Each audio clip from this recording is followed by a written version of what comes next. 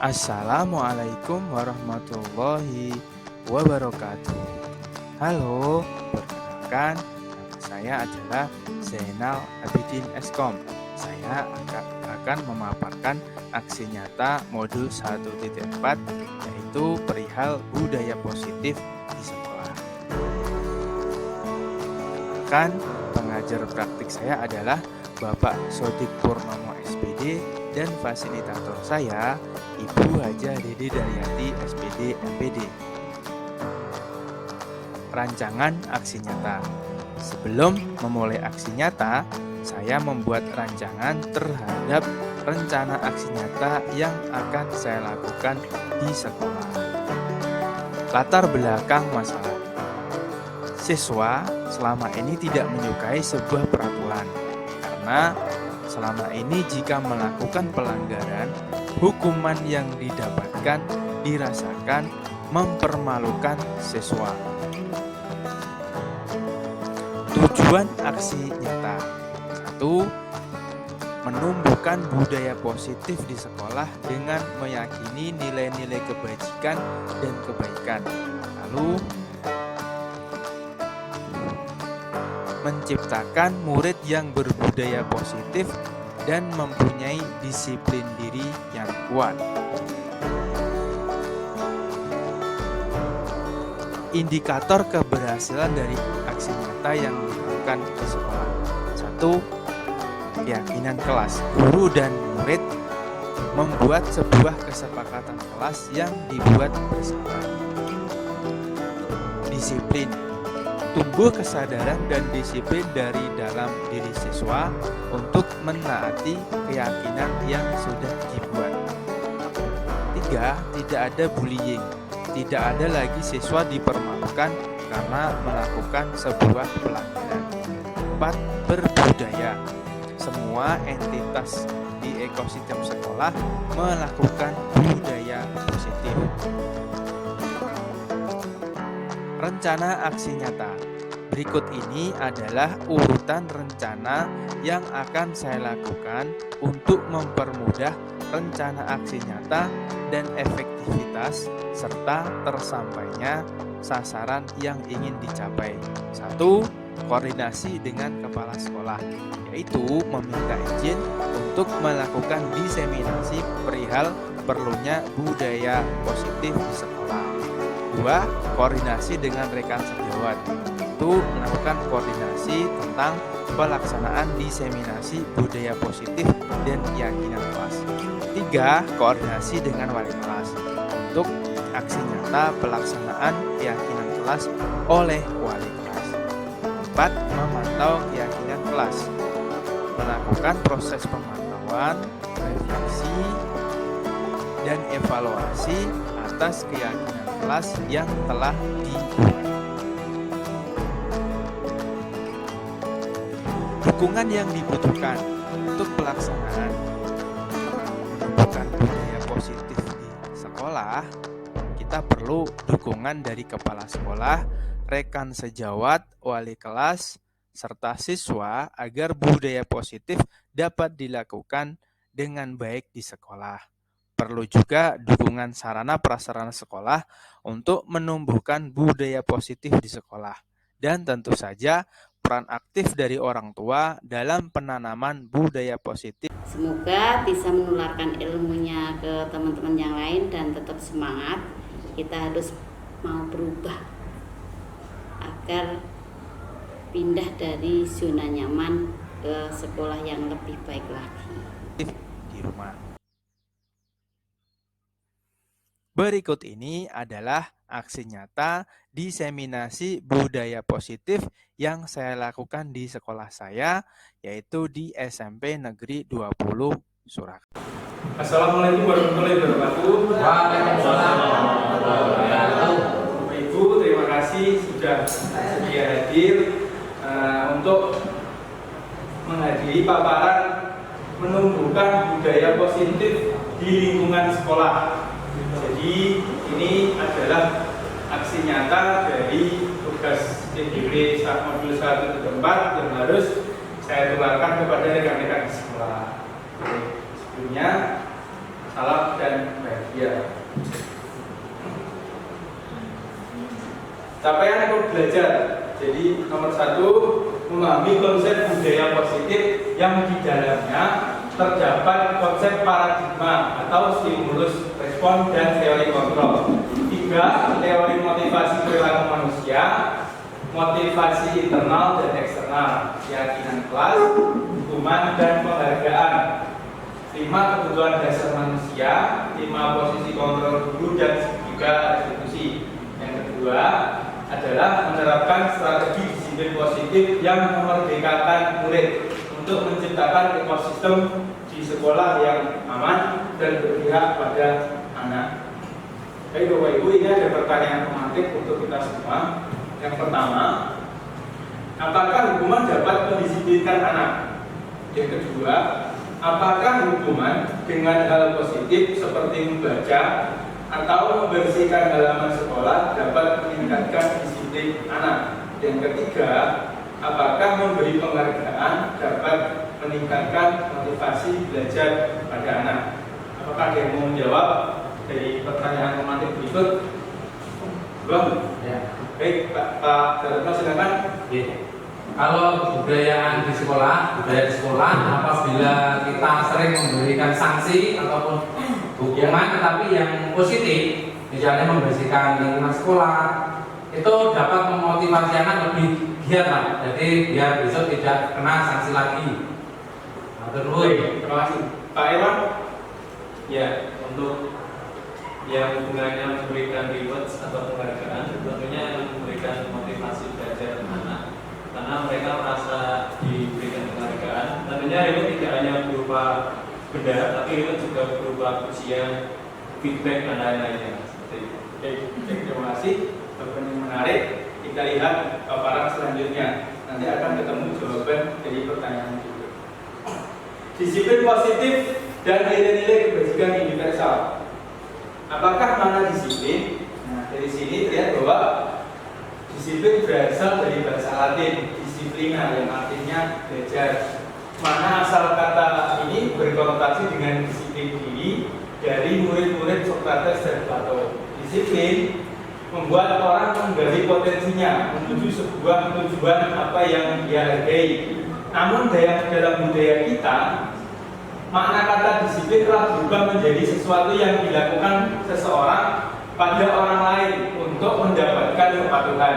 Kecenderungan umum adalah menghubungkan kata disiplin dengan ketidaknyamanan, bukan dengan apa yang kita hargai atau pencapaian satu tujuan mulia. Ini adalah kata-kata kuncinya. Nilai kebajikan universal. Nilai kebajikan adalah sifat positif manusia yang merupakan tujuan mulia yang ingin dicapai setiap individu. Nilai tersebut bersifat universal dan lintas bahasa, suku, bangsa, agama maupun latar belakang. Setiap perilaku atau perbuatan memiliki satu tujuan. Dengan mengaitkan nilai kebajikan yang diyakini, seorang maka motivasi intriknya akan terbangun sehingga menggerakkan motivasi diri dalam mencapai tujuan yang mulia. Ini adalah nilai dari nilai kebajikan. Sekarang kita lanjut ke teori motivasi, hukuman, dan penghargaan serta restitusi penyelesaian masalah. Ini akan menjawab pertanyaan pemantik yang tadi sudah diberikan. Seperti ini. Untuk menghindari ketidaknyamanan atau hukuman, apa yang akan terjadi bila saya tidak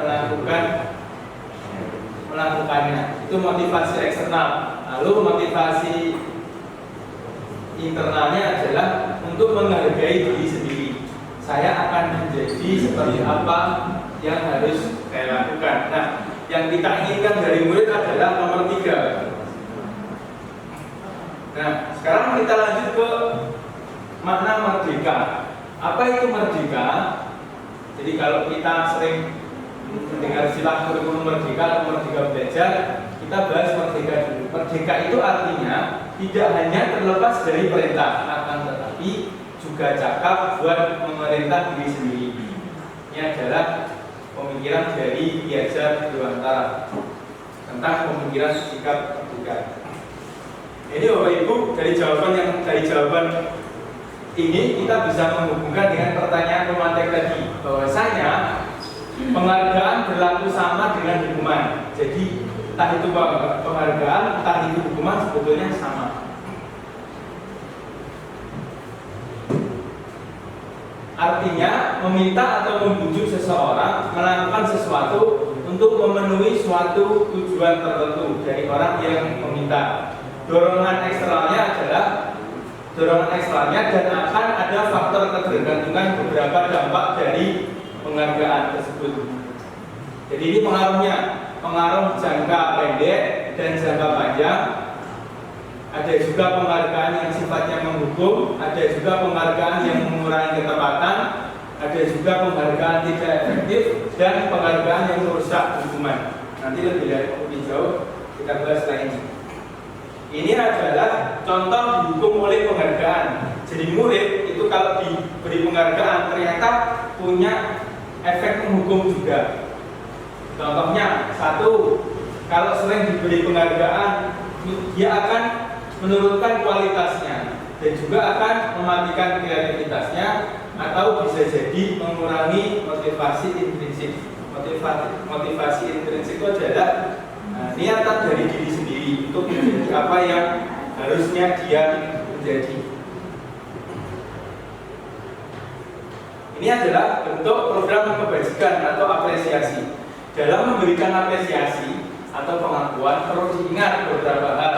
Satu, beri pengakuan secara khusus. Dua, beri pengakuan secara pribadi.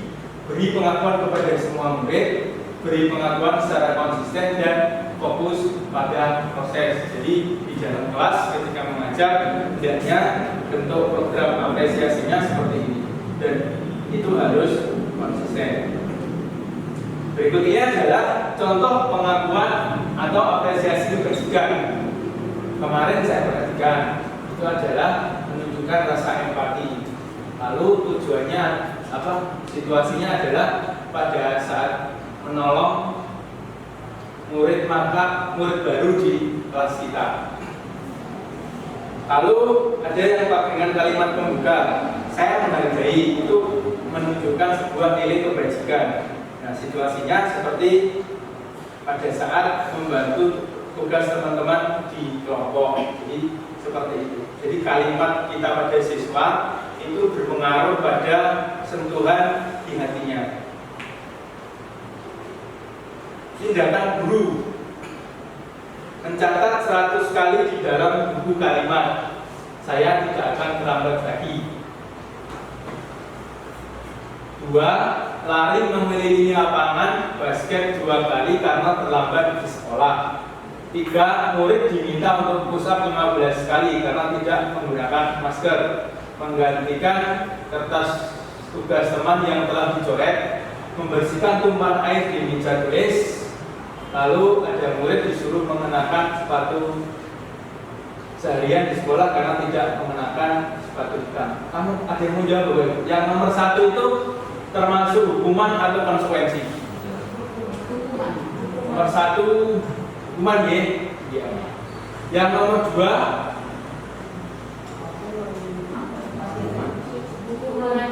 hukuman juga. Nomor 3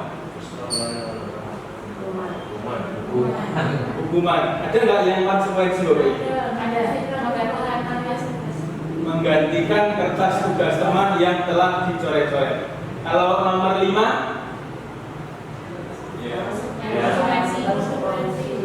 konsekuensi. Ternyata Bapak Ibu sudah sangat mendalami materi penghargaan. Ini jawabannya Bapak Ibu. Jadi yang konsekuensi itu adalah nomor 4 dan nomor 5 serta yang paling bawah. Coba silahkan dipahami kenapa itu hukuman, kenapa itu konsekuensi. Konsekuensi itu adalah balasan atas apa ya, empati ya. Kalau hukuman itu diperintah atas dasar kesalahan. Konsekuensi itu tanggung jawab. Iya, kamu jawab Ibu. Nah, lanjut. Ini jawabannya Ibu. Jawabannya di sini bahwa hukuman dan konsekuensi perbedaan seperti ini. Kalau hukuman, sesuatu yang menyakitkan harus terjadi. Kalau konsekuensi, sesuatu harus terjadi. Akibat hukuman adalah membuat anak sakit untuk jangka waktu lama. Kalau konsekuensi, membuat anak merasa tidak nyaman dalam jangka waktu pendek. Bisa juga Pak dibaca bahwa yang kita lakukan di kelas itu ternyata punya efek untuk siswa kita, entah jangka pendek maupun jangka panjang. Maka kita harus mengetahui tentang restitusi penyelesaian masalah. Nanti kita akan belajar itu. Nah, restitusi adalah proses menciptakan kondisi bagi murid untuk memperbaiki kesalahan mereka, sehingga mereka bisa kembali pada kelompok mereka dengan karakter yang lebih kuat. Restitusi juga merupakan proses kolaboratif yang mengajarkan murid untuk mencari solusi dari masalah mereka dan membantu murid berpikir tentang orang seperti apa yang mereka ingin menjadi tujuan mulia dan bagaimana mereka harus memperlakukan orang lain. Seperti ini Bapak Ibu. Jadi misalkan ketika ada anak terlambat masuk kelas, biasanya secara klasikal guru akan marah dan menghukumnya. Nah, dalam posisi tersebut guru mengambil peran sebagai penghukum. Lantas dalam posisi apa yang seharusnya diambil guru? Guru seharusnya mengambil posisi sebagai seorang manajer. Jadi mau mendengarkan sebabnya, jadi siswa dibikin tidak merasa bersalah dan dia bisa melaksanakan kewajibannya dengan lebih baik ke depannya. Bahasan yang menarik kita akan bahas di dalam.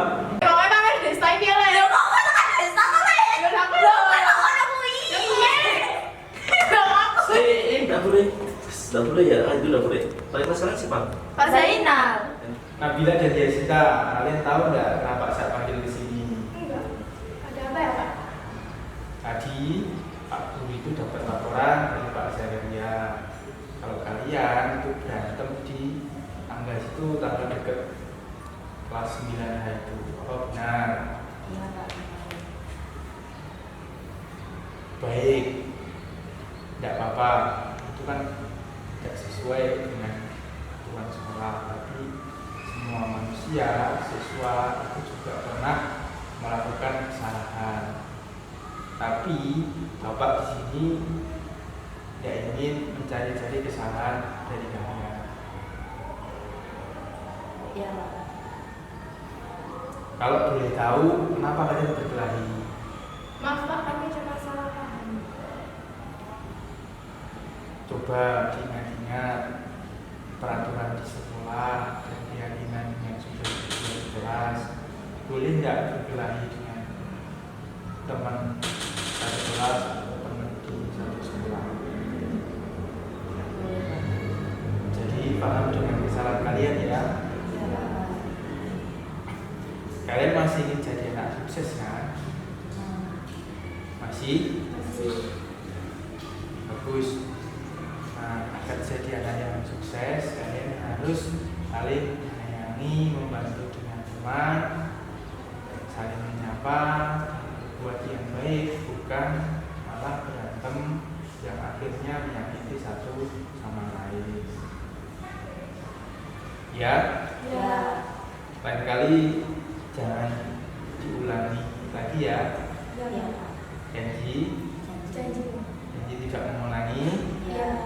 Ya sudah, sekarang kalian bersalaman sebagai tanda bahwa masalah kalian sudah selesai dan ke depan tidak diulangi lagi karena kalian adalah satu teman di kelas, jadi sama-sama anak yang berprestasi. Silakan, boleh berpelukan.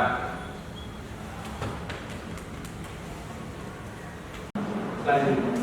Yang pertama, dalam pembelajaran, yang pertama kita harus bikin sebuah keyakinan kelas. Keyakinan kelas ini tujuannya, nah, Ini ya, mengapa tidak peraturan saja? Mengapa harus keyakinan kelas? Di sini, mengapa kita memiliki peraturan harus menggunakan helm bila mengendarai kendaraan roda 2? Mengapa kita memiliki peraturan 3M? Pakai masker, cuci tangan, dan menjaga jarak 1,5 meter. Mengapa kita perlu memiliki peraturan harus datang tepat waktu pada saat mengikuti pelatihan? Itu untuk mendukung motivasi intrinsik atau kembali ke nilai keyakinan yang lebih menggerakkan seseorang dibandingkan mengikuti serangkaian peraturan. Jadi keyakinan kelas itu akan menumbuhkan motivasi intrinsik pada siswa kita. Kalau peraturan itu biasanya sering didasari atas karena keterpaksaan. Daripada saya dihukum lari, daripada saya dihukum panas-panasan, lebih baik saya mengikuti peraturan saja. Sedangkan pada keyakinan kelas, mereka ditumbuhkan sikap untuk menjadi lebih baik, sadar akan tugas. Baik Bapak Ibu, ini ada pertanyaan. Nah, peraturan seperti ini ya, selalu kembalikan buku ke tempatnya. Dilarang mengganggu orang lain, hadir di sekolah 15 menit dan seterusnya. Nanti kita akan lihat apa yang ada di keyakinan kelas.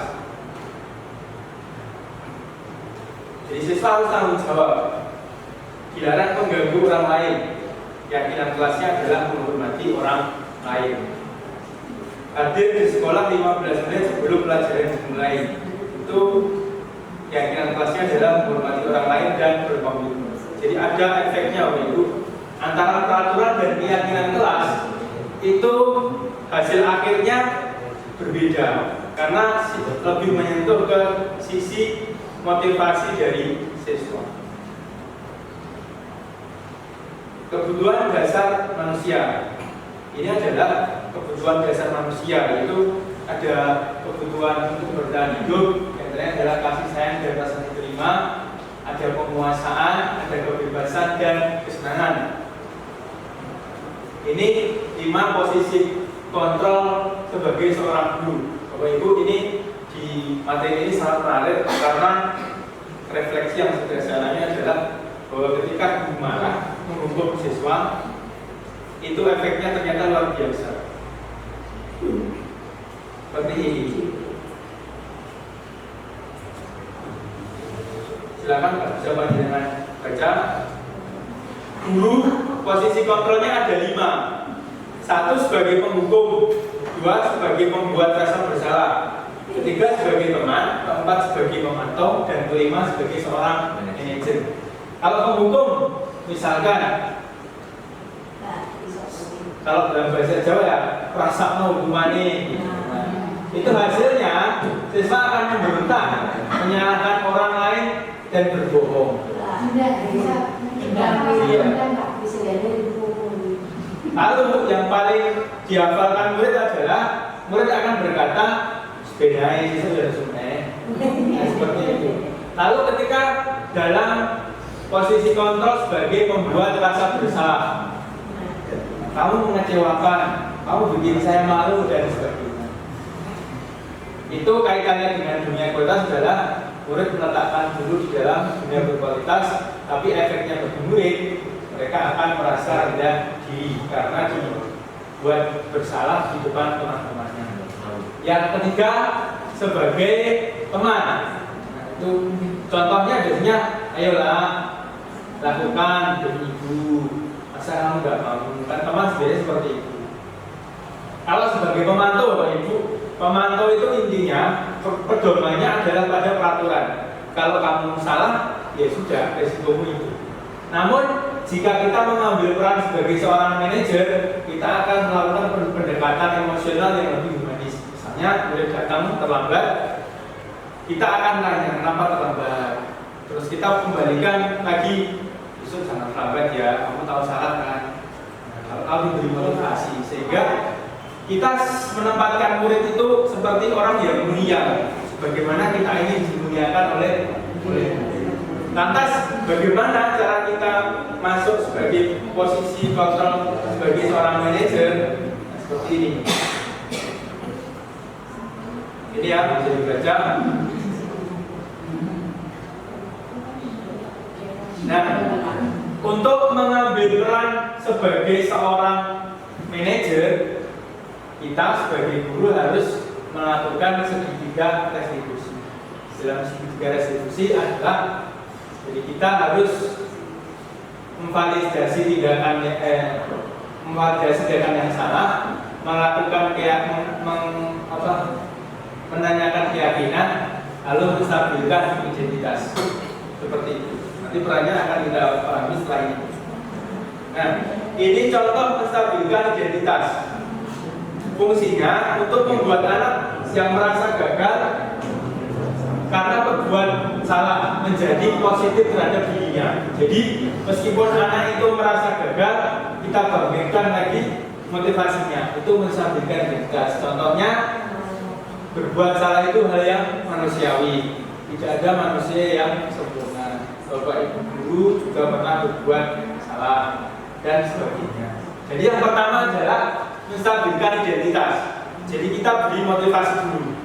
Yang kedua, kita memvalidasi kebutuhan.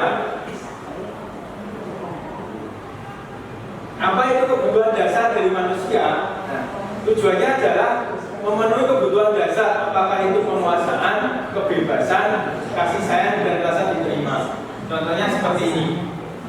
Kamu bisa saja melakukan hal yang buruk, tapi kamu tidak melakukannya kan? Jadi kalau dalam bahasa Jawa istilahnya guru itu membombong muridnya. Seperti itu. Sekarang Bapak Ibu menanyakan keyakinan. Anak melihat kesalahannya dihubungkan dengan norma sosial dan nilai yang mendasari manusia berinteraksi dengan orang lain. Contohnya, kita berkata kepada murid, kelas yang ideal itu seperti apa atau maumu sebetulnya apa? Kamu ingin jadi anak seperti apa? Apa yang kamu rasakan ketika kamu melakukan itu? Kamu masih ingin jadi orang sukses kan? Seperti itu. Jadi intinya adalah kita tidak boleh menghardik atau menghukum siswa tanpa mengetahui situasi yang terjadi. Langkahnya seperti apa? Ya seperti negara. Bapak Ibu, ini adalah disiplin positif, teori kontrol atau teori pilihan dari William Glasser. Seperti ini ya. Jadi ada teori motivasi, ada 5 posisi kontrol dan 5 kebutuhan dasar manusia. Bapak Ibu, baik, terima kasih atas kehadirannya. Kalau mau bertanya silakan bertanya, atau mau berbagi pengalaman di kelas ketika murid melakukan kesalahan. Barangkali kita bisa bahas di sini agar ke depan tidak ada lagi istilahnya kekerasan di kelas pada murid. Jadi tidak boleh Bapak Ibu guru itu emosi ketika murid melakukan kesalahan. Semua harus melewati fase segitiga restitusi. Tujuannya apa? Untuk memuliakan murid dan mereka kembali pada motivasi intrinsik, yaitu punya niatan menjadi apa yang seharusnya dikerjakan. Pak Daro mau cerita penanganan di kelas? Ya, nanti mau ditanggapi aja ya Pak. Iya. Nih, mungkin permasalahan saya ketika di kelas itu anak kelas 7 itu kalau diajak berpikir itu sepertinya kurang responsif gitu Mas, kurang aktif dia itu. Iya. Nah, terus kalau kita itu menganggap anak-anak itu sebagai teman itu kadang yuk kurang gunung, pelatu manis kurang juga. Iya, itu mohon teman-teman semuanya apabila ada permasalahan itu yang harus kita sikapi bagaimana gitu. Kalau menghukum ya mungkin kita hanya mungkin kata-kata tapi tidak panisme gitu. Jadi kita mungkin memberikan ya jangan diulangi seperti itu. Mungkin kok belum ada seperti kegiatan anaknya seperti lebih baik lagi loh, belum kelihatan gitu. Bagaimana? Belum. Baik, terima kasih Pak. Untuk mengatasi hal tersebut, kita harus membuat keyakinan kelas dahulu. Jadi bukan membuat peraturan kelas tapi membuat keyakinan kelas. Karena keyakinan kelas itu dibuat dengan melibatkan seluruh siswa. Siswa menulis apa yang dia inginkan saat pembelajaran. Nah, nanti dengan hasil dari seluruh keinginan murid yang ditulis dan ditandatangani, itu akan menjadi sebuah, dalam tanda kutip, peraturan eksplisit atau peraturan yang tidak dihukum. Jadi murid akan berusaha mematuhi apa yang sudah diyakininya, melakukan apa yang sudah diyakininya. Contohnya saat pelajaran, murid menulis harus menghargai gurunya. Dia nandatangani, otomatis semua siswa kalau sudah melakukan menyepakati keyakinan kelas, otomatis dia akan tumbuh dan sadar diri dengan apa yang sudah diyakini. Kira-kira seperti itu, Pak. Oke. Lagi Pak Ya, boleh. Nah, mungkin gini, kalau misalnya kita sudah buat keyakinan kelas, Ya. tapi ya kadang anak itu kan tidak semuanya itu langsung mau mengikuti itu. Ya. Ada salah satu anak mungkin yang tidak nurut atau tidak, istilahnya tidak, ini loh, keyakinan kelasnya itu kurang ditaati, itu terus seperti Mas? Di keyakinan kelas itu ada keyakinan yang positif dan negatif, Pak. Jadi yang jika siswa tidak menaati keyakinan kelas, dia akan mendapatkan konsekuensinya. Jadi siswa menulis 2 kali. Jika dia tidak melakukan apa yang sudah diyakininya, dia sendiri yang akan melakukan konsekuensi dari tindakan tersebut. Oke, matur nuwun. Pak Mianta untuk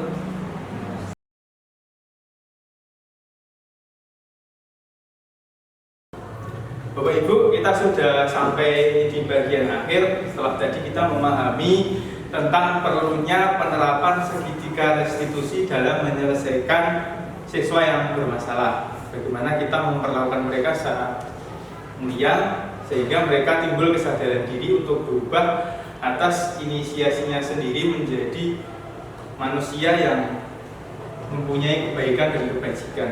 Nah, barangkali adakah dari Bapak Ibu guru yang mau bercerita tentang penanganan siswa yang bermasalah saat pembelajaran atau di sekolah ini? Siapa yang mau berbagi pengalaman boleh maju ke depan. Bu Wani, silakan Bu maju ke depan. ya, Bu Baik, tepuk tangan teman-teman.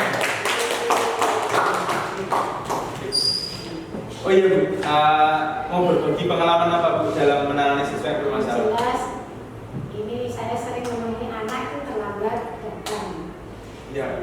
Selama saya pernah mengajar, ini pernah ada anak kebetulan terlambat datang ke sekolah. Tidak langsung saya marahi, tapi saya bertanya dulu, apakah tadi malam tidurnya kemalaman? Jawabannya apa Bu? Nah, kemudian anaknya ternyata juga mengatakan, iya Bu, saya tidurnya jam 1. Nah, sampai jam 1 itu ngapain aja? Belajar ataukah tidak? Tidak Bu, main HP. Nah, saya hanya menyarankan main HP itu boleh, tapi asal waktu yang luang. Saat belajar ya harus belajar. Nah, karena kamu sekarang itu terlambat, kira-kira hukuman yang pantas untukmu apa? Ini saya serahkan kepada anak. Kemudian anak itu bilang, menyanyi Bu. Menyanyi apa? Terserah Bu Ani. Nah, kemudian saya mengambil inisiatif bagaimana jika lagunya itu adalah lagu Balonku Ada 5, kemudian di versi vokalnya diganti huruf E semua. Nah, ternyata anak itu mau melakukan dengan baik dan berjanji besoknya tidak akan mengulangi. Alhamdulillah besok paginya juga ketika saya masuk pas pelajaran berikutnya, hari berikutnya, anak itu tidak terlambat lagi. Demikian Pak pengalaman saya.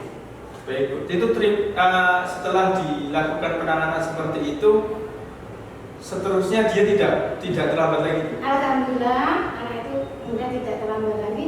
Jika nanti terlambat lagi, katanya anak itu mau diberi hukuman apapun oleh Bu Ani. Nah, menurut Bu Ani, apakah penanganan tersebut sudah sesuai dengan segitiga restitusi? Saya kira mungkin benar kan. Kalau menurut teman-teman, Bu Warni ini dalam menyelesaikan masalah itu mengambil posisi sebagai teman, manajer atau penghukum lagi? Sebagai teman? Apa sebagai manajer? Kalau menurut segitiga restitusi yang tadi dibahas, Bu Warni ini melakukan peran sebagai seorang manajer. Jadi ada langkah menstabilkan masalah, memverifikasi identitas. Maksudnya adalah menstabilkan identitas dan memberikan semangat. Jadi sebetulnya itu sudah langkah yang luar biasa. Nah, pertanyaan saya, apakah itu dilakukan di semua siswa, Bu? Tidak. Itu saya lakukan kepada anak yang menurut saya itu anaknya itu agak temperamen. Karena anak yang temperamen itu dengan kata-kata kasar itu nggak bisa harus dibentuk. Berarti dengan kata lain, Bu Warni ini melakukan prosedur penanganan yang berbeda untuk beda anak beda prosedur. Karena karakternya beda. Ada nggak Bu yang siswa dengan karakter lebih lembut? Coba panjenengan kalau punya pengalaman itu penanganannya bagaimana, Bu? Ya, dulu pernah saya menemukan anak itu betul luar biasa. Akhirnya saya memanggil orang tua. Kemudian anak itu saya suruh untuk bertatap langsung menatap wajah orang tuanya. Kemudian saya ngobrol, coba perhatikan wajah orang tuamu, ada perut-perutnya enggak. Kemudian orang tua itu kalau pagi sarapan enggak, saya bilang gitu. Akhirnya orang tua dan anak itu menangis dan setelah itu anak itu menjadi apa namanya? Tapi dia malu nggak? Iya, menangis. Sampai menangis, orang tua nangis, anaknya juga nangis, saya sendiri juga ikut nangis. Tapi besok masih Sementara waktu anak itu berubah. kepercayaan diri siswanya hilang nggak? Tidak. Jadi tetap sama gitu. Sama, tapi anak itu mau berubah. Dia bisa lulus dengan baik. Kalau disesuaikan dengan segitiga restitusi yang tadi kita bahas bersama, kasus yang kedua yang Bu Warni lakukan di kelas itu kira-kira sudah sesuai segitiga restitusi pemecahan masalah belum? Bagi saya ya sudah. Karena orang tua perlu diberitahu ya. Dan karena anak kita harus. Nah, pertanyaan saya, Bu, bisa nggak misalnya itu tidak melibatkan orang tua saat itu?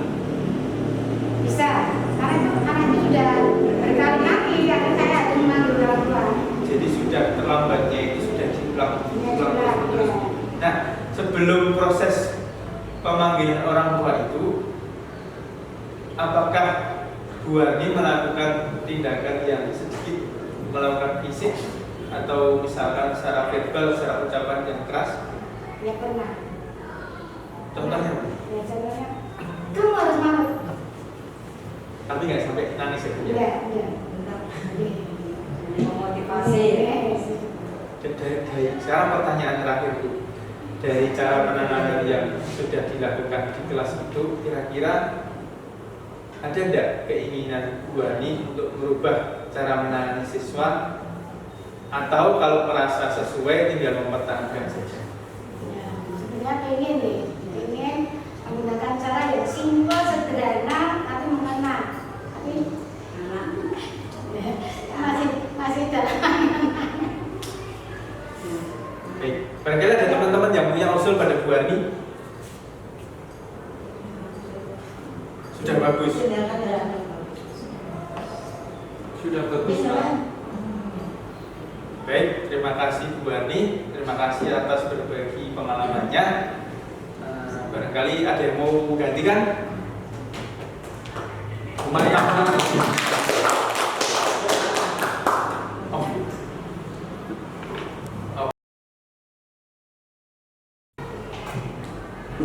Baik, ada lagi yang mau berbagi pengalaman segitiga restitusi atau keyakinan kelas, keyakinan siswa di kelas? Ada lagi? Oh iya, Pak Irwan, silakan maju, Pak.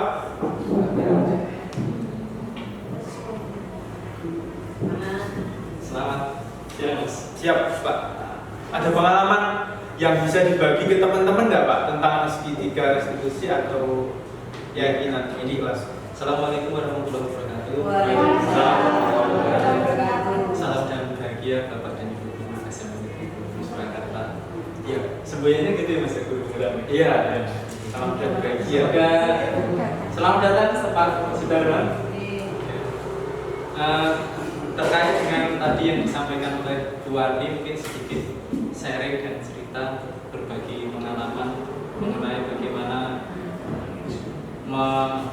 memanusiakan manusia gitu. Ya, memuliakan manusia. Memuliakan manusia. Di sini adalah objeknya dan subjeknya adalah peserta didik. Terkait dengan pengalaman saya di kelas 9G, yaitu mengenai bagaimana membuat kesepakatan kelas serta meruntut bagaimana kesepakatan kelas itu pasti ada sebuah restitusi, di situ ada konsekuensi. Iya. Ya. Barangkali lebih bagus lagi kalau Pak Erwan bisa menerangkan berbagi pengalamannya kepada teman-teman kita ini dari awal pelaksanaan pembuatan keyakinan kelas, terus penerapan sama konsekuensi dari atas tidak konsekuennya siswa melakukan keyakinan kelas, Pak. Ya, pada dasarnya kesepakatan kelas itu kan dibuat antara siswa dan pendidik, antara guru di sini ya. Kesepakatan kelas tentunya setiap kelas menghasilkan produk sendiri-sendiri. Ya, berbeda. Nah, karena di sini peran guru di sini sebagai partner. Di sini saya tekankan sebagai partner, bukan lagi sebagai center dari segala yang ada di kelasnya. Dalam artian tidak semua yang dikatakan guru itu selalu benar dan tidak selalu mendikte siswa. Jadi di sini saya menekankan bahwa kelas ini adalah kelas kita bersama. Jadi harus ada kesepakatan antara siswa dan guru. Nah, di sini kesepakatan kelas ini kan bagaimana kita mengidentifikasi peserta didik supaya kembali ke karakternya. Setelah itu kita validasi dengan sebuah tindakan, di mana tindakan ini disebut dengan konsekuensinya. Nah, setelah konsekuensinya, kita mengantarkan siswa setiap melakukan pelanggaran itu supaya mereka meyakini bahwa yang mereka lakukan ketika salah ya mereka harus menjawabnya atau mengaku kejujurannya yaitu salah. Itu Pak. Ya. Mungkin itu simpel dari Apa artinya ya. Nah, itu pas pembuatan keyakinan kelas, ada enggak Pak siswa yang menolak untuk menulis? Karena mungkin siswa itu adalah yang bad boy-nya di kelas itu. Iya. Tentunya tantangannya ada Pak, karena karakter kita kan spesial anak kita.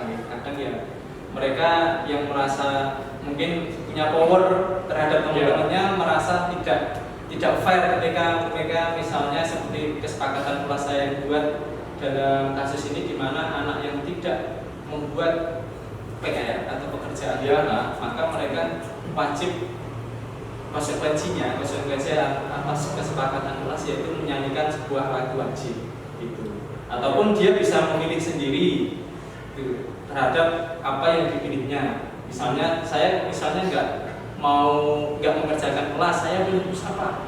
Nah, gitu. Kebanyakan cowok-cowok pilih seperti itu Pak. Nah, tapi pada kasus ini ada salah satu anak yang tidak mengerjakan PR. Nah, setelah saya tanya, kita ingatkan kembali apa kesepakatan kelas kita ketika tidak mengerjakan PR. Nah, maka si anak tersebut mengelak Pak, tidak mau melaksanakan keyakinan kesepakatan kelasnya. Nah, maka saya validasi tindakannya, ternyata tidak langkah kedua restitusi kan validasi tindakan tidak ada.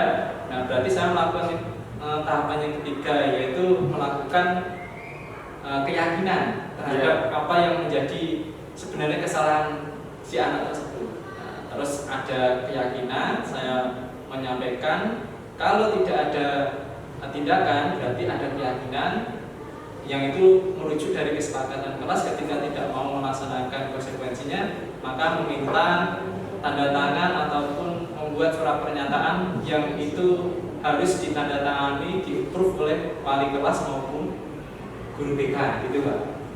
Itu mungkin sedikit cerita. Nah, pada endingnya si anak tersebut mau melaksanakan dan saya memanggil secara personal di depan dan dia menyadari kesalahannya dan tidak akan mengulangi. Dan itu akhirnya juga sedikit membawa efek terhadap teman-temannya. Oh, ternyata tindakan konsekuensi atau tindakan retribusi tidak harus menggunakan fisik dan lain-lainnya gitu Pak. Jadi meyakinkan bahwa salah itu ya harus ada konsekuensinya. Kita meyakini bahwa kita harus melakukan konsekuensi dari apa yang kita lakukan. Sebelumnya saya mau tanya Pak, saat pembuatan keyakinan kelas, siswa itu diberi kesempatan untuk menuliskan kelas ideal yang dia mau nggak Pak? Iya, jadi saya buat, silakan anak membuat kesepakatan kelas dalam sebuah lembar stick note dan apa yang dihasilkan tersebut dirangkum menjadi sebuah kesepakatan kelas bersama. Jadi ada bagian yang positif dan bagian negatif ya? Ya, ya ada yang bagian positif dan negatif.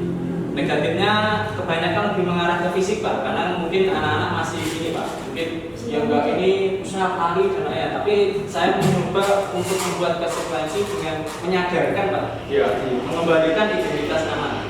Jadi mengembalikan fokus anak, oh kalau sesuatu yang salah itu ya harus diyakini bahwa itu salah dan harus diakui. Konsekuensinya tidak harus sebuah tindakan fisik. Berarti setelah Pak Irwan itu memberikan pemahaman ke siswa bahwa tidak boleh ada keyakinan kelas yang sifatnya fisik hukumannya, konsekuensi fisik, itu apakah siswa disuruh menulis ulang Pak? Enggak Pak, itu saya buat sebuah catatan saya sendiri. Ketika anak mungkin kesepakatannya lupa, nah, saya akan mengingatkan melalui sambungan proyektor seperti ini. Jadi supaya anak ketika melakukan sebuah kesalahan, mereka akan kembali ke kesepakatan kelas atau keyakinan kelas dengan mengingatkan balik, oh ini produk yang kita buat, kesepakatan kelas. Itu berlaku untuk semua siswa ya Pak? Berlaku untuk semua siswa Bapak. Baik siswa yang misalkan pendiam atau bad boy-nya di kelas itu perlakuannya sama ya Pak? Iya. Dan mereka memiliki konsekuensi sendiri. Nah mungkin anak-anak yang agak rewel dan lainnya mungkin sampai ke tahap yaitu Pak, mengembalikan keyakinan bahwa sesuatu yang salah itu harus ada konsekuensinya. Kalau mereka yang mungkin sampai hanya divalidasi tindakan, mereka sudah melakukan salah, mereka langsung melakukan poin yang pertama, mungkin menyanyikan lagu Indonesia Raya, mungkin dia menyanyikan Mars SMP Negeri 20, itu cukup Pak. Tentunya juga harus mengerjakan gitu ya. Berarti ada di keyakinan kelas yang dibuat itu, apakah siswa dipilihkan atas keyakinan yang sudah dia tulis Pak? Misalkan ada siswa A, jadi ketika tidak melakukan konsekuensi dari keyakinan yang sudah dibuat, dia dipilihkan apa konsekuensi yang sudah dia tulis Pak? Atau dipilihkan dari siswa yang lain? Sesuai dengan kesamaan kategorinya Pak. Jadi yang kategorinya paling banyak itu dimasukkan ke kesepakatan kelas dan disepakati oleh semua anggota kelas. Dan termasuk saya juga kembalikan ke anak. Karena kan kita kurikulum merdeka ini kan semua dari anak untuk anak gitu. Nah, pertanyaan terakhir Pak, barangkali biar bisa juga untuk dibagi pengalaman ke teman-teman. Setelah melakukan keyakinan kelas dan ada penanganan siswa seperti itu tadi, efeknya Pak, adakah siswa yang mengulangi perbuatan tersebut Pak, melanggar keyakinan kelas yang sudah dibuat?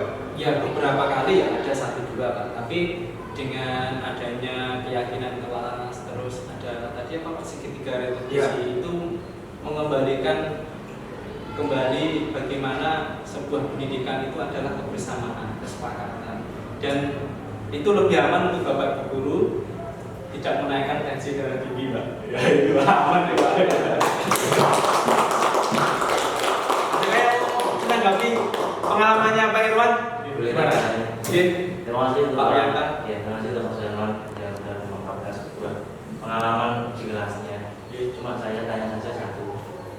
Apakah itu juga berlaku untuk anak yang berkebutuhan khusus, khususnya karena sekolah kita itu sekolah yang inklusif. Artinya, apakah keyakinan kelas itu juga diterapkan untuk yang anak kebutuhan khusus termasuk program dan sebagainya.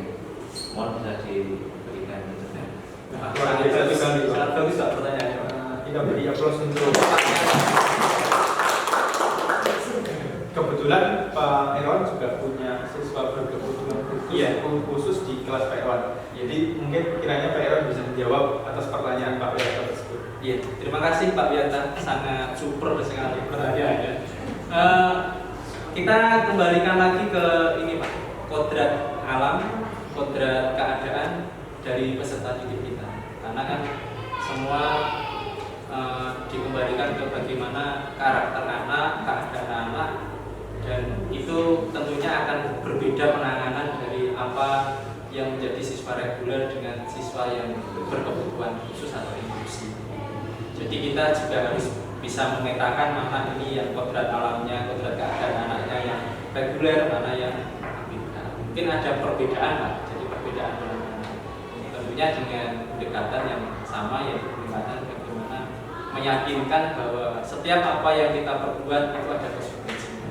Ketika salah, konsekuensinya ada sebuah yang disepakati dari keyakinan kelas. Ketika anak menunjukkan sisi positifnya, kita juga harus memberikan sebuah reward. Reward itu tidak hanya berupa hadiah, dan hanya berupa pujian, berupa applause dari teman-temannya, yang itu menunjukkan bahwa sikap positif itu perlu dibangun di kelas. Itu Pak.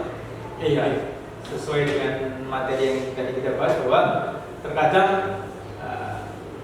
reward itu bisa mendukung siswa. Iya. Contohnya siswa yang juara 1 kita kasih reward hadiah yang sedikit mewah, nanti dia akan men-trigger dia, memicu siswa kadang-kadang dia malas. Nah, siswa misalkan kita beri peringkat Pak, siswa yang paling bawah peringkatnya misalkan peringkat 32, nah, dia tahu dia sudah berdua, kadang-kadang itu akan seperti menghukum siswa tersebut, akan merasa minder. Aku ternyata bodoh ya. Padahal dalam pendidikan di kurikulum Merdeka itu siswa sudah diberi kodrat sendiri-sendiri oleh Yang Maha Kuasa. Jadi guru hanya menebarkan kodrat alam dan kodrat zaman. Ya seperti itu ya. Iya.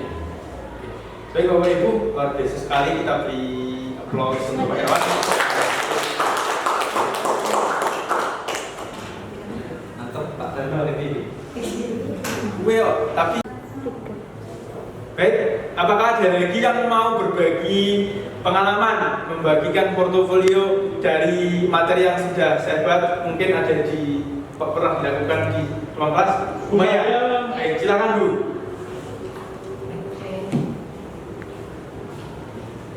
Baik, terima kasih Bu Maya, kita beri aplaus dulu. Terima kasih atas waktunya. Ini saya berbagi pengalaman apa yang saya alami di kelas ketika pembelajaran. Nanti mungkin bisa dievaluasi oleh Pak Zainal atau juga teman-teman apakah sudah benar ya apa yang saya lakukan dan apakah sudah sesuai dengan segitiga diskusi kayak gitu. Pengalaman saya ketika pembelajaran, jadi di tiap kelas itu kadang ada 1 atau 2 anak yang menjadi troublemaker. Troublemaker di sini dalam artian ketika pembelajaran tiba-tiba dia menjadi penyebab konsentrasi teman-temannya buyar. Jadi dia melakukan sesuatu yang membuat kelas jadi tidak kondusif lagi. Nah, seperti itu.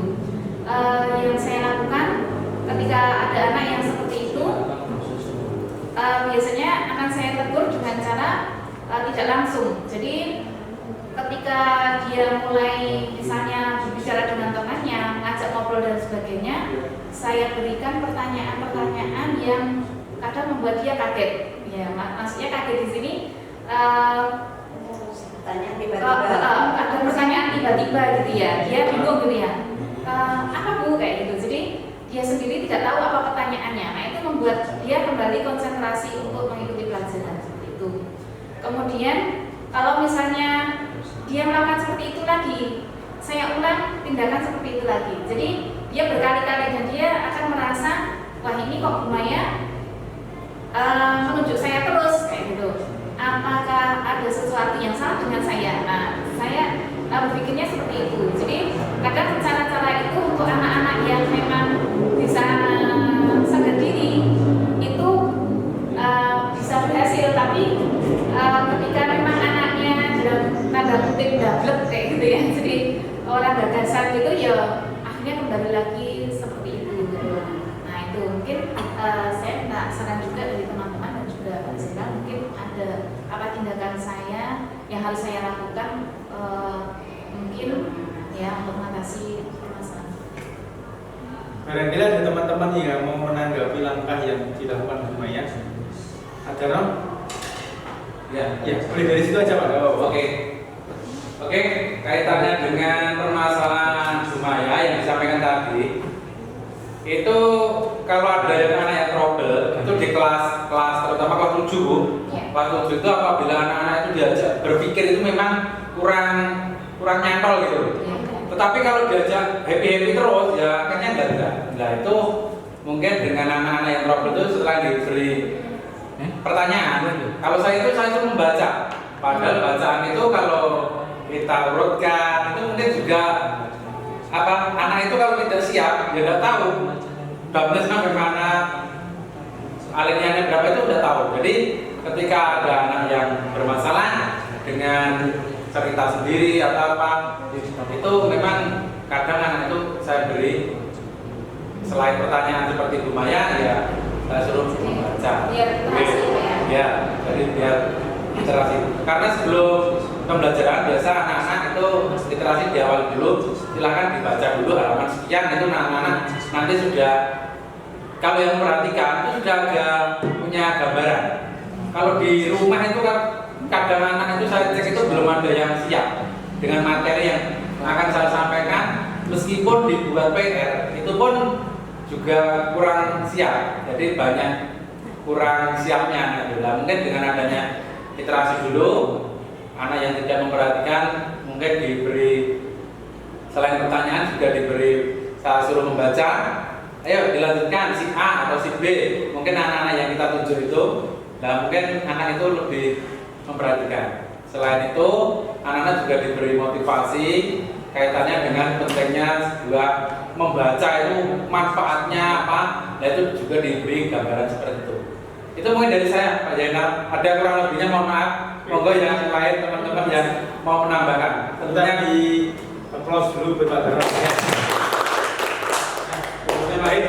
Nah, saya bantu berbagi pengalaman ya Bu, buat teman-teman juga bahwa ketika melakukan pembelajaran kita itu harus mengetahui dulu yang namanya pertama gaya belajar siswa.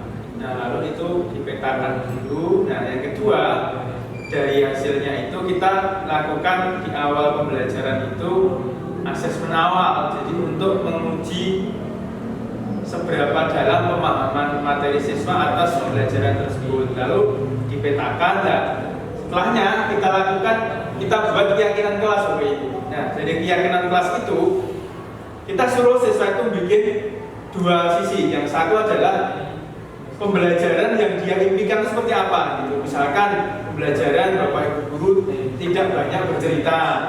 Nah, nanti yang dari sini itu adalah konsekuensi atas pelanggaran yang dilakukan. Misalkan kalau tidak mengerjakan tugas, konsekuensinya apa ditulis.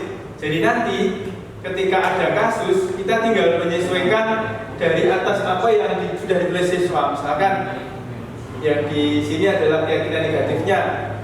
Jika siswa tidak mengerjakan PR atau tidak mengerjakan tugas, konsekuensinya adalah membuat surat minta maaf yang ditandatangani orang tua dan BK, misal seperti itu. Nah, di sini Bapak Ibu guru juga harus memperhatikan bahwa siswa itu punya kelas yang dia impikan. Jadi misalkan saya ingin Bapak Ibu guru ketika pelajaran tidak banyak bercerita. Nah, hal seperti itu dianalisa lalu dipetakan. Nah, untuk merubah cara pembelajaran kita. Nah, nanti ketika ada hal yang berbeda, kita bisa mengembalikan ke siswa. Anak-anak, ibu guru sudah mewujudkan kelas yang kalian impikan. Nah, sekarang kamu juga harus lihat hal-hal negatif ini sudah kalian sepakati bersama. Sekarang dikembalikan ke kalian. Nah, nanti saya rasa siswa juga akan berpikir. Jadi kita tidak bisa hanya menuntut yang negatif saja. Jadi kemauan siswa juga harus kita turuti Bapak Ibu. Jadi namanya student well-being, itu mewujudkan student well-being di sekolah. Jadi kita memberikan apa yang diimpikan siswa. Kalau ada masalah, siswa sudah tahu konsekuensinya. Jadi tidak boleh, termasuk ketika mungkin memberikan hukuman meskipun tidak fisik ya. Jadi ada mungkin siswa yang introvert, dia lupa mengerjakan PR, mungkin diberi konsekuensi nyanyi gitu ya. Nah, siswa introvert itu jangankan untuk nyanyi Bapak Ibu, untuk bicara di depan saja udah dia merasa terhukum. Jadi kita benar-benar harus mengetahui karakter siswa terlebih dahulu sebelum kita memberikan konsekuensi yang sudah ditulis siswa. Kira-kira seperti itu solusinya. Iya, oke, terima kasih. Mungkin tanya ke Pak Zainal. Ya, boleh silakan Pak. Ya. Untuk saya, keyakinan kelas itu apakah dibuat pas pelajaran, setiap pelajaran, atau satu semester atau satu KD atau satu pertemuan itu bagaimana Pak? Itu saya belum, saya belum pernah membuat yang jelas untuk keyakinan kelas itu. Jadi kalau tiap pertemuan dibuat keyakinan kelas, kan otomatis waktunya kan kurang ya. Matur nuwun. Oke, terima kasih Pak. Nah, keyakinan kelas itu bisa dibuat 1 kali dalam 1 semester Pak. Artinya kan gurunya juga sama, muridnya juga sama. Nah, kalaupun materinya berbeda, itu masalah kedalaman materi Pak. Kalau teknik yang kita bicara adalah teknis dan suasana belajar mengajar di kelas. Seperti tadi yang saya sebutkan, untuk mewujudkan student well-being di sekolah, itu siswa diberi kesempatan untuk menuliskan apa yang dia impikan saat pembelajaran. Namun ketika mereka melakukan misalkan pelanggaran, mereka sudah tahu konsekuensinya harus bagaimana. Ya seperti itu Pak. Oh ya, terima kasih. Soalnya belum menerapkan Pak Zainal ini. Siap. Habis ini mau menerapkan Pak. Insya Allah. Siap. Semoga setelah dari paparan ini kita semua bisa mengambil manfaat ya Bapak Ibu, bahwa siswa itu tidak boleh diperlakukan seperti zaman company Bapak Ibu. Jadi konsep belajar dari Ki-Hajar Dewantara itu adalah kita memuliakan manusia. Jadi siswa itu sudah punya kodrat alam dan kodrat zamannya. Dalam bahasa yang lebih mudah adalah dia punya bakat dan kemampuan yang berbeda. Jadi kalau ada anak memang dia tidak suka menggambar, ya kita tidak bisa memaksanya untuk sukses di jalur menggambar. Kita harus tahu dulu, kita gali potensinya, kita tebalkan kodrat alam. Kira-kira seperti itu. Baik, barangkali ada yang mau menambahkan setelah Bu Maya?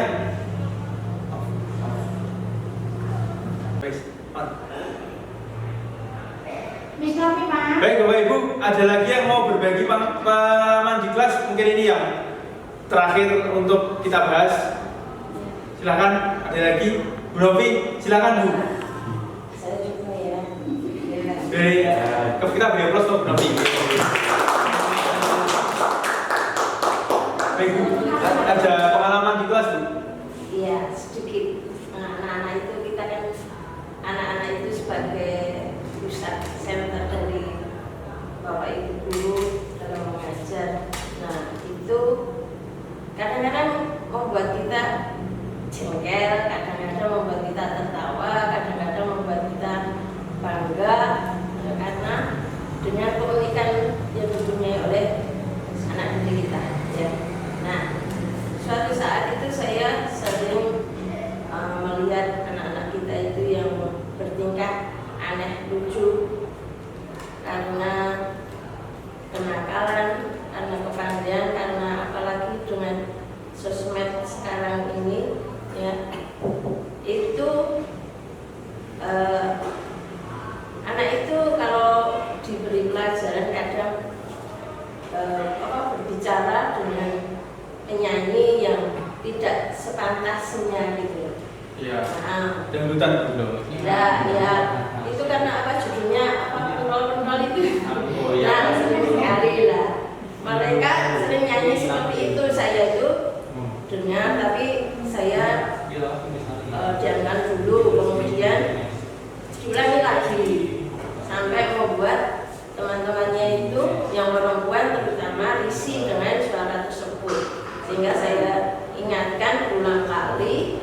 Ya. Dia nggak mau. Nah, kalau pada waktu saya menerangkan dia diam, tapi pada waktu menerangkan lagi dia bersuara lagi seperti itu, sehingga membuat kelas itu tidak nyaman dan teman-temannya merasa kurang konsentrasi dalam menerima pelajaran. Kemudian saya bingung mau saya apakan karena sudah saya beri hukuman, saya peringatkan juga masih tetap. Akhirnya saya diberi hukuman apa? saya membawa HP kan. Nah, karena dia itu tidak bisa saya kendalikan, pada waktu mau bicara saya videokan dan saya viralkan ucapan itu. Apabila kamu nanti berbicara seperti itu, menyanyikan lagu seperti itu, akan saya foto dan saya videokan, saya viralkan. Ini loh contoh kalau diberi pelajaran tidak menemukan dan kurang pantas untuk dilakukan untuk anak-anak dalam menerima pelajaran. Terus akhirnya dengan cara itu anak itu menjadi malu dan takut, dan akhirnya dia tidak akan mengulangi lagi. Nah, terus saya menerangkan beberapa menit kemudian sampai istirahat, ternyata itu tidak akan diulang lagi, dan besok-besoknya juga tidak mengulangi lagi karena kemungkinan dia juga takut kalau itu nanti diviralkan di paling tidak di sekolah kita. Ya. Tapi di efeknya Bu, selain dia tidak mengulangi perbuatannya, Ya. dalam mengikuti pelajaran siswa tersebut serius ya? Ya. Atau cuma menggugurkan kewajiban? Enggak, dia dengan ancaman seperti itu, bukan mengancam ya, tapi dengan cara seperti itu paling tidak dia sudah mempunyai rasa salah, ya. Rasa takut juga iya, jadi otomatis dia mempunyai keinginan untuk merubah. Kalau kamu tidak bisa merubah, nah itu nanti konsekuensinya ada lagi. Saya kira seperti itu. Nah, kalau minta pendapat Pak Zainal, bagaimana apakah benar atau belum? Nah, sepertinya mungkin kita sepakat dalam satu hal ya Bapak Ibu, bahwa pertanyaannya dikembalikan lagi ke Bu Novi. Kalau memang belum membuat sebuah keyakinan kelas, nah itu hal-hal tersebut bisa dimaklumi karena memang belum ada kesepakatan yang dibuat, belum ada hal-hal yang diyakini oleh siswa dalam satu kelas. Nah, namun langkah selanjutnya yang paling baik adalah bahwa Bu Novi melakukan sebuah keyakinan kelas. Jadi agar nantinya saat proses pembelajaran siswa itu sudah tahu hal-hal yang dia tidak boleh lakukan. Nah, tujuannya agar siswa itu berubah atas inisiasi dari hatinya sendiri, bukan karena takut, bukan karena menghindari masalah, namun dia ingin menjadi manusia yang seutuhnya, baik seutuhnya. Kira-kira seperti itu. Ada lagi yang mau ditanyakan atau mau dibagikan? Cukup. Terima kasih. Tepuk tangan. Baik Bapak Ibu, kita lakukan refleksi ya sebelum diseminasi ini kita selesaikan, bahwa sebetulnya banyak sekali tantangan yang harus kita hadapi dalam memberikan pembelajaran yang baik pada siswa untuk menciptakan student well-being saat pembelajaran di kelas. Nah, hal-hal tersebut diantaranya adalah tidak boleh melakukan bullying ke siswa, tidak boleh memberikan hukuman secara fisik ke siswa, tidak boleh menjatuhkan mental siswa dan sebagainya. Nah, jikalaupun ada hal-hal yang memang siswanya itu mungkin suka sekali diatur, nah bisa didiskusikan lagi di pihak kelas. Jika memang itu tidak bisa diselesaikan, baru kita bisa melakukan pendekatan ke orang tua. Karena bagaimanapun orang tua punya peran yang sangat penting ketika mewujudkan sebuah ekosistem sekolah yang baik. Kiranya terima kasih seperti itu. Kita akhiri ya Bapak Ibu. Assalamualaikum warahmatullahi wabarakatuh.